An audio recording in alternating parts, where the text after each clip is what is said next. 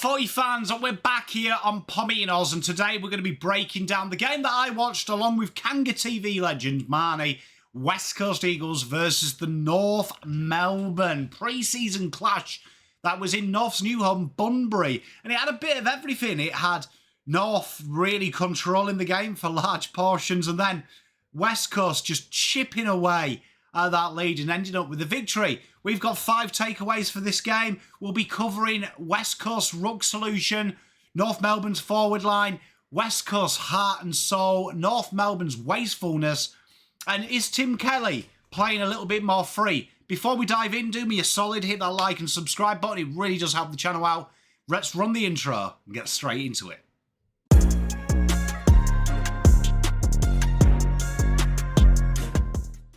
This game was really one of them ones of, you know, the AFL mantra of momentum swings, and it was littered with missed opportunities and some casual play at times. The Eagles were behind the 8 ball very early doors. They struggled to get into North Melbourne's defensive half and were quite easily controlled by North Melbourne. North Melbourne presenting an exciting brand of football, but also showing some incredible patience. Sheasel was everywhere, 36 touches. He linked up with Tom Powell really well and Kobe McKercher, who had 24 and 4 clearances.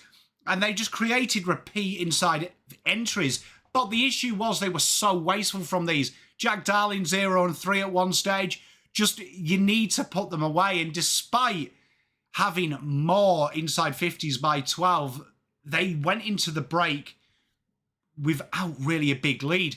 In the second, Jake Waterman started to dominate. He had 4 goals for the game. Jeremy McGovern looked really under zero pressure at times from the bombing inside. And Graham and Baker started to showcase their Richmond talent towards the end of the game as well. North held a very slim lead and it felt like it was inevitable. Suddenly Jaden Hunt snaps with zero pressure. Larkey misses one out in front. And then Baker bombs in the winner from downtown, meaning that the Eagles won this game 71-69, 11 goals, 5-9-15. And that paints the picture. North could have put this game away very early. And although it's a practice game, you've got to execute your basics. And that was probably the big separation here. West Coast executed their basics well. North kept the door open too long before the Eagles smashed it down. Now, let's go into the 5 things we learned. And the first one we're going to look at is, since Nick Nat left, you look at that ruck area and who do you go with? And Matt Flynn got the opportunity. And Matt Flynn's probably one of the most unluckiest situational footballers in the world. He's either been injured or he's come against rucks who were just sensational at GWS's time. And going against Christian Jerry, who is not only the most improved player of the last 2 years, but becoming an absolute force in there. I was really impressed with how Matt Flynn stood up here. And this is all Matt Flynn's got to do. When you look at West Coast midfield, it's full of defensive talent and attacking flair. Ending the game with 28 hit-outs, 3 clearances, 3 tackles and a goal. He really, really has gone from that consummate backup second ruckman and said, you know what? Here I am. Here I am. And I'm very impressed with what I saw from Flynn. I thought it's one of the few moves I've seen. When ruckmen move, they move to balmy places. Brodie Grundy to Melbourne to go against Max Gawn. And then you look at players like Braden Bruce. He just left every club that had a superior ruckman. Todd Goldstein at North, then he leaves to Max Gawn. And then he goes to Kieran Briggs' home, GWS. For me, this is a real positive here because I thought he was defensively solid. I thought around stoppage. I didn't think he looked overawed at times. And I thought he did, when he got his hands on it, use it pretty well. I think this is a really good little cornerstone here for Eagles and probably an under-talked about one. Jack Darling, huge asset, huge asset. Now, I was a big fan of Jack Darling. People are saying the game's passed him by, but I think his leadership and his ability to understand the game is very integral to North Melbourne. He worked incredibly hard. He worked up the ground. He presented well. His goal kicking was a little bit naff, it has to be said. 1 goal, 3 behinds, 9 marks, 7 score involvements. He could have iced the game, no getting away from it. But what I will say is them 9 score involvements, he looked to bring players in. There was work room there for Cam Zurhaar. Nick Larkey could work off him. Paul Curtis literally found space that Jack Darling created for him. He's going to have to convert, though. He is a senior player, and he really didn't understand the wind at Bunbury. Like, honestly, this is one of them guys, if you're ever on a Saturday afternoon pairing, you decide 3 o'clock to go for a round of golf, the pro says, oh, by the way, I've paired you with this guy, and he's got a massive slice, the wind is left to right, and this guy never aims out left. He's still aiming down the centre, and you spend 9 holes before dark looking for his ball high right, somewhere in the rough, probably on the never tee. His presence was noticeable, though. He definitely is that type of player that I think that when he is kicking goals, that's going to be important. But I think the leadership standpoint and what he brings shouldn't be understated. Cam Zerha cops a lot of heat, but I really enjoyed the fact he was very defensive this game. He muscled in, 4 tackles inside 50. He really showcased as well that there is another element to his game other than being eccentric and exciting. So, good start for them. This is something that they've got to iron on there. West Coast, for me, showing heart and resilience. In these practice games, the scoreboard is secondary, but you're looking for something. And what really impressed me is despite them losing the clearances, inside 50s, scoring shots, all that malarkey, they stuck to it. They kept fighting, even from the first. Even though they were getting battered, you could see players were putting their head up the trenches and being willing to get stuck in. Tim Kelly was constantly fighting, 8 clearances. Jack Graham was a real metronome, I thought, in this game. 6 tackles, 5 clearances. And Matt Owies in the forward line. He never gave North chance to build from the back. 7 tackles, providing relentless pressure. And for me, he was a pain in the bum. So this is something that Matt Owies can do. Do you know what I mean? It's not just the goal kicking. He has got a secondary role, and I don't think Carlton played to that last year. And that was good to see. There's a little bit of desire and a little bit of fighting here. And although West Coast aren't going to challenge the 8, I think their forward line is dangerous, as shown. They didn't need much opportunities to finish it off. They're going to be hard to break down, and especially in Perth when they're back home at the Optus, they're going to be hard. So that really did impress me. The desire, the fight, a bit of grit. That gets you out of the mire quicker than you think. There's a lot of players there that have no ego, which really impressed me about the Eagles, that they're willing to get their hands dirty and hit the ground running. North were wasteful, and it cost them, and this was North's game to win. Now, I said at the start, and I always say results don't matter, but you can never shy up wins if you're bottom 4. You can't turn them down. Winning is a good feeling.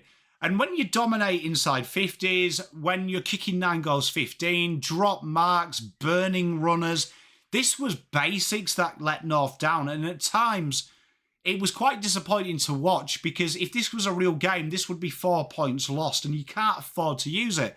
Now, people might joke and go, oh, well, North will just look at picks this year and stuff. I disagree. I think their list is there now. Their core list is built. You can't waste these opportunities, even though they're kids, and it's the excuse that annoys me. Oh, they're learning. Do you learn the basics constantly? You should have an element to be in the system to be able to hit a simple handball, to hit a simple uncontested mark, to make sure you kick inside 50. And that's some of the senior players as well. They showed signs in this game that they're playing a real good slingshot brand of football, and it can work. They dominated clearances, but when you're dominating clearances and you're not executing, and you're not getting a raw shot at goal, that's a problem. And Clarkson's sides are synonymous with executing the basics. So I think Clarkson will have watched this game and be tearing his hair out. North are a lot better than this.